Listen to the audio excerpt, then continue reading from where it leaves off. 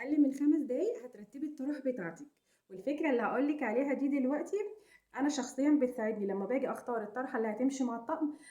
بختارها بسرعه جدا وما بتاخدش معايا اي وقت، وبلاقي الطرحه اللي تمشي مع الطقم اللي انا عايزه البسه. فيلا بينا نشوف الفكره مع بعض. السلام عليكم ورحمة الله وبركاته، يا رب تكونوا بخير وسعادة وصحة. أنا جاية لكم في فيديو جديد النهاردة وعن تجربة شخصية.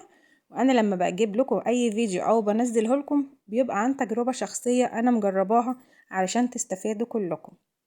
أنا زهقت من فوضى الطرح في كل مكان ومش عارفة أحطهم فين، ولو حطيتهم في الدرج بيتكسروا ويتبهدلوا ويتنعكشوا ويبقى شكلهم مش كويس.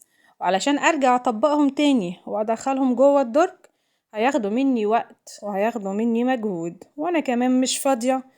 يا اما بنزل الشغل، او طالبة بتدرس بتروح المدرسة او الدروس او الجامعة ومش فاضية، او انا كمان عندي مشوار وعايزة انزل بسرعة او البس اي حاجة، فبحتاج الطرحة بسرعة مع الطقم اللي انا هلبسه.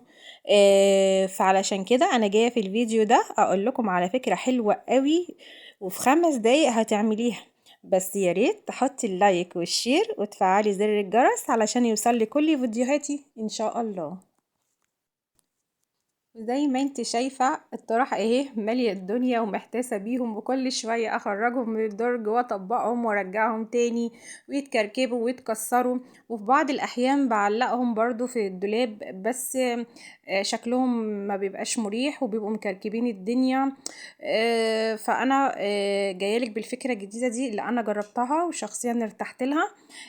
هي فكرة بسيطة جدا وهتعجبك ان شاء الله. بصي بقى، هتجيبي الشماعة العادية دي موجودة عندنا كلنا أكيد. بنحط فيها الهدوم وبتبقى موجودة عندنا في الدولاب. هوريكي بقى الشماعة دي هتشيل كام طرحة. بصي حبيبة قلبي، هي هتشيل من 8 ل 10 طرح على حسب طولها. اعمل كمان شماعة تانية لو انا احتاج، لو عندي كمية من الطرح كتير فبحتاج شماعة تانية شماعة تالتة.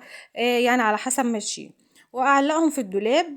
وساعة لما ابقى خارجة واشوف الطقم اللي هلبسه وابص على الشماعة واختار الطرحة بكل سهولة وبكل بساطة، وهسحبها على طول من غير ما بهدل الدنيا ومن غير ما اعمل عندي اي منظر مش مريح للعين.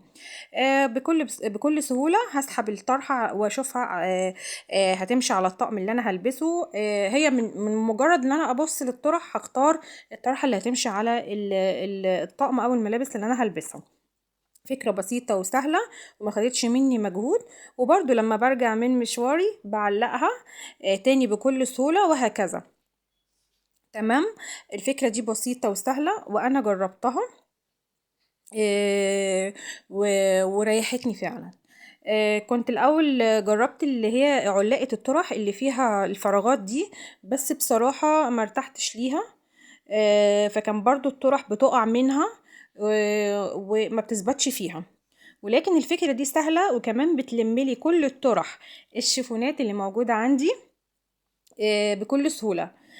ولكن من الافضل بلاش نعلق فيها الطرح القطن، لان طبعا كلنا عارفين ان الطرح القطن بتتكسر وبتحتاج مكوى، واحنا في بعض الاحيان وبعض الاوقات بنكون مستعجلين، ولو مضطرين ان احنا نحط فيها او نعلق فيها الطرح القطن فبنطلعها بكل سهولة قبل ما نخرج وبنكويها. خلاص. يعني لو حبينا نعلق فيها طرح قطن مفيش مشكلة خالص، بتخرجيها وبتكويها عادي جدا. ولو مش حابة وما عندكيش وقت بتطبقي الطرح القطن عادي. طبعا الدرج عندك هيبقى فاضي ما فيهوش كمية الطرح اللي كانت فيها الاول، وما كانش في والمنظر ما كانش كويس، فانت بيبقى الدرج اكيد فاضي. بتطبقي الطرح القطن دي وبتحطيها بكل بساطة، لانك سحبتي كل الشيفونات اللي بتعمل دوشة في الدرج. فيدوبك هتحطي الطرح القطن دي بس، وهيبقى سهل ان انتي تخرجيها على طول على الخروجه اللي انتي هتخرجيها. بنجيب الشماعة ونمسكها كده او ممكن نعلقها في اي حاجة علشان نقدر نتحكم في الرابطة. وبجيب الطرحة واتنيها اتنين، طرف ده على الطرف ده، واخرج ايدي من الطرحة بالشكل ده والم الطرفين مع بعض وادخلهم من الدايرة اللي انا عاملاها بايدي بكل سهولة. بتخرج كده زي العقدة، بعملها زي العقدة بالظبط. واجيب كمان واحدة تانية اهي واتنيها اتنين، وبخرج ايدي من نص الطرحة وبضم الطرفين على بعض وبخرجهم تاني من نفس الدايرة اللي انا عاملاها. ايوه كده بكل بساطة وبكل سهولة، وبتتعقد معايا. وما باجي افكها ما بتاخدش معايا اي وقت. وهكذا وهكذا بعمل واحدة ورا التانية لحد لما بخلص الشماعة بتاعتي كلها. ويلا يا مامز قومي جربي الفكرة الجميلة دي وقولي لي رأيك في الكومنتات، وحطي اللايك الجميل بتاعك. ويا رب يكون الفيديو عجبكم والتجربة فعلا تعجبكم، واشوفكم ان شاء الله في فيديو جديد. مع السلامة.